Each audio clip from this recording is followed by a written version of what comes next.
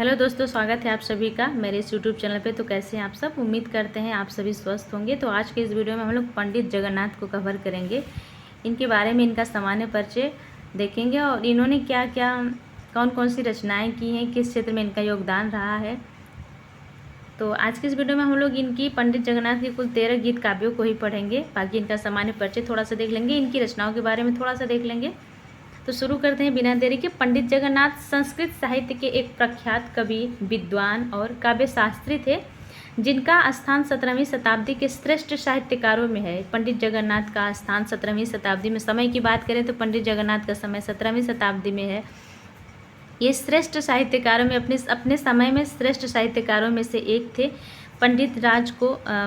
पंडित जगन्नाथ को पंडित राज की उपाधि से नवाजा गया था और वे मुगल सम्राट शाहजहां के दरबार में विद्वान के रूप में प्रतिष्ठित थे। कभी कभी प्रश्न ये बनता है कि पंडित जगन्नाथ जो है कि किसके दरबार में विद्वान के रूप में प्रतिष्ठित थे, तो वो थे मुगल सम्राट शाहजहां के दरबार में विद्वान के रूप में प्रतिष्ठित थे। पंडित जगन्नाथ का पूरा नाम पंडित राज जगन्नाथ था। वे अत्यंत विद्वान संस्कृत पंडित, कवि और अलंकारिक थे। उन्होंने काव्य शास्त्र, काव्य नीति शास्त्र, भक्ति और दर्शन के क्षेत्र में उत्कृष्ट रचनाएं की हैं। पंडित जगन्नाथ का योगदान संस्कृत साहित्य में, हिंदी में बहुत ही महत्वपूर्ण रहा है। इन्होंने काव्य शास्त्र में, काव्य नीति शास्त्र, भक्ति और दर्शन के क्षेत्र में उत्कृष्ट रचनाएं दी हैं। पंडित जगन्नाथ की कुल 13 गीत काव्य रचनाएं हैं, यहाँ पे लिखी हुई हैं। तो इसी को हम लोग देखेंगे इस वीडियो में। तो पंडित जगन्नाथ की जो गंगा लहरी है, इसको हम पीयूष लहरी के नाम से भी जानते हैं। कभी कभी गंगा लहरी न देख के पीयूष लहरी के नाम से भी पूछता है कि किसकी रचना है, पीयूष लहरी किसकी रचना है, या पीयूष लहरी को, गंगा लहरी को और किस नाम से जानते हैं। तो गंगा लहरी को हम पीयूष लहरी के नाम से जानते हैं। इनकी दूसरी गीत काव्य के अंतर्गत आती है अमृत लहरी, तीसरे नंबर पर है लक्ष्मी लहरी, चौथे नंबर पर सुधा लहरी, पाँचवें नंबर पर करुणा लहरी है, छठे नंबर प्राणाभरण है, सातवें नंबर पे इनकी रचना है जगदाभरण, आठवें नंबर पे चित्र मीमांसा खंडन है, नौवें नंबर पे रस गंगाधर। इनकी रस गंगाधर रचना बहुत ही महत्वपूर्ण रचना है।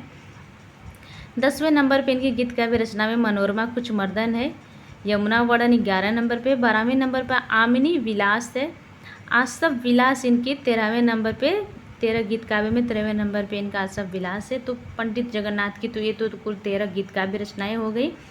अब इन रचनाओं के बारे में थोड़ा सा देख लेते हैं कि वे संस्कृत काव्य शास्त्र के अंतिम महान आचार्य माने जाते हैं। पंडित जगन्नाथ संस्कृत काव्य शास्त्र के अंतिम महान आचार्य माने जाते हैं। उनका लेखन श्रृंगार रस में अत्यंत प्रवीण और भावपूर्ण है। पंडित जगन्नाथ की अधिकतर रचनाएं श्रृंगार रस में ही लिखी गई हैं। वे वैष्णव भक्त भी थे, क्योंकि उनके बहुत सारे ऐसे स्रोत मिले हैं जिसमें भगवान की भक्ति प्रकट होती है। पंडित जगन्नाथ अपने समय में, इनका समय 17वीं शताब्दी, अपने समय में श्रेष्ठ साहित्यकार के रूप में से ये एक थे। इनको पंडित राज की उपाधि मिली थी। ये मुगल सम्राट शाहजहां के दरबार में विद्वान के रूप में प्रतिष्ठित थे। बहुत सारे प्रश्न इनसे बनेगा, इनके सामान्य परिचय से भी बहुत सारा प्रश्न बनेगा, इनकी रचनाओं से तो बनेगा ही। ये वैष्णव भक्त भी थे और उनके कई स्रोतों में भगवान की भक्ति प्रकट होती। कभी कभी पूछ देता है कि पंडित जगन्नाथ किसके भक्त थे या किसको मानते थे, इनके इष्ट कौन थे, ऐसा भी कुछ प्रश्न बन सकता है। तो ये तो रहा पंडित जगन्नाथ का सामान्य परिचय, उनकी रचनाएं। तो आज के वीडियो में हम लोग बस इतना ही देखेंगे। आगे की वीडियो में हम लोग किसी नए टॉपिक पे बनाएंगे। तो आज के लिए बस इतना ही। आप लोग का बहुत बहुत धन्यवाद। वीडियो अगर अच्छी लगी हो तो प्लीज़ आप लोग चैनल को लाइक, सब्सक्राइब, शेयर करिएगा। Thank you.